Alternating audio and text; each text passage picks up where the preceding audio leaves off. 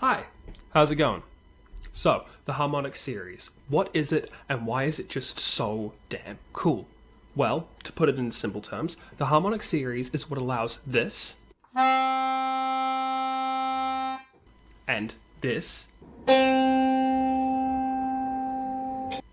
to sound completely different even though they're both playing the same note. Now, both our guitar and our melodica here are playing a C. However, the thing that makes them sound different is the difference in overlapping harmonics and overtones. So what we perceive as the note being played is actually the lowest tone, or the fundamental. But what we're actually hearing is an overlapping of the instrument's different harmonics, or pure tones, each of which's frequency is actually an integer multiple of the fundamental frequency. Now, sorry, this is going to be a little sciencey, but we'll get through it. One of the easiest ways to explain this is actually by looking at this chart here.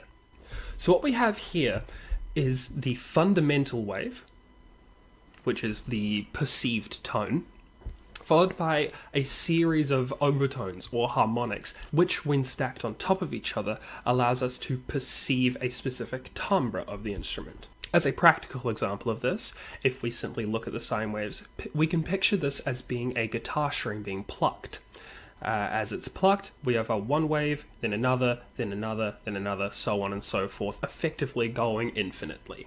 However, our ears can only hear up to a certain frequency. What's interesting about these differing waves is that all of them are actually certain intervals away from each other. So between the fundamental and the first overtone, or the first and second harmonics, is an octave. Between the second and third, we have a perfect fifth, fourth and fifth, a perfect fourth, so on and so forth. Now, although they can be perceived as these perfect intervals, it's not actually the case. As we get higher up, we see the lesser undecimal neutral second.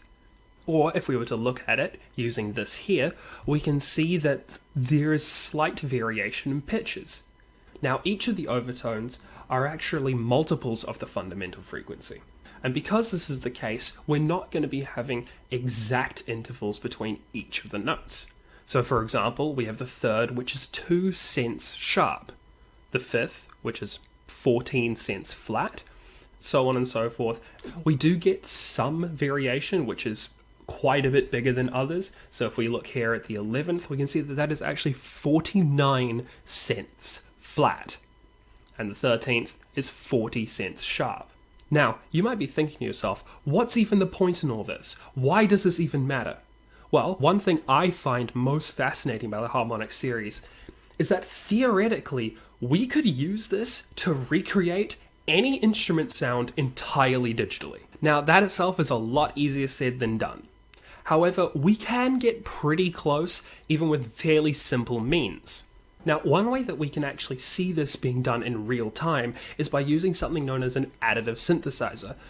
An additive synth allows us to manually add each overtone that we might want onto a fundamental frequency. Now, if I were to open up Ableton and utilize the operator synth, we can see this in action. So here we have our operator synth. At the moment, we've just got a single frequency selected, which gives us just a flat sine wave. So if I were to play that, it sounds a bit like this. Not too interesting, we need to add some texture to that. Now, what would happen if I were to add various overtones where I see fit? So say, I like the look of one being here, let's chuck one there, chuck another one there, we'll go one more just about here. And if I would play it again, it sounds a bit more like this. Now, if I were to add them just one by one, we could start with our fundamental, and we'll make that a C. And if we add our next one, and our next.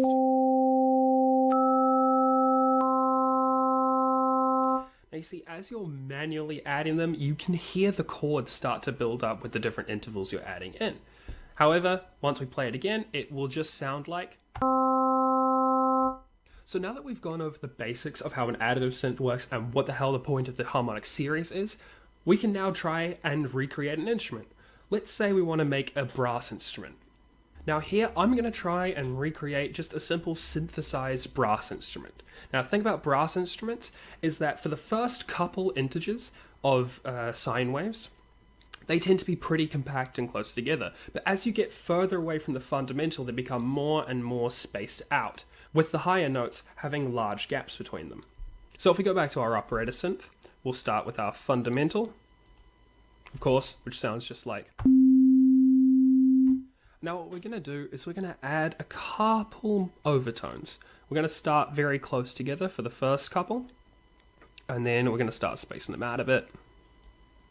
And as we get further and further, we're going to space them out more and more and more. So now, hopefully, we'll sound something like a synthesized brass instrument. If not, we can go back and fix it up. Now, I don't know about you, but that sounds pretty close to a synthesized trumpet.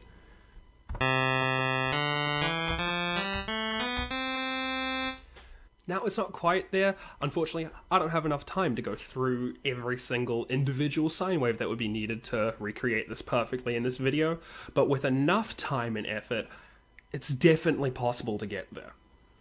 Thanks.